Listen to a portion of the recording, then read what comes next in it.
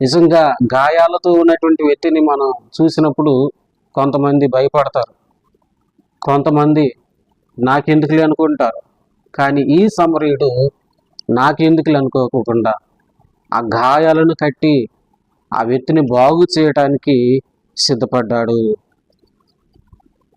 యేసుక్రీస్తు ప్రభు కూడా మన పాపముల చేత, గాయముల చేత ఉన్నప్పుడు, పాప గాయములతో కొట్టుమిట్టాడుతున్నప్పుడు, పాప బంధకాల్లో సాతానుడు మనల్ని ఈడ్చుకెళ్ళినప్పుడు యేసుక్రీస్తు మన మీద జాలిపడి ఆ సాతాను యొక్క చెరలో నుండి మనల్ని బయటకు తీసుకొచ్చాడు.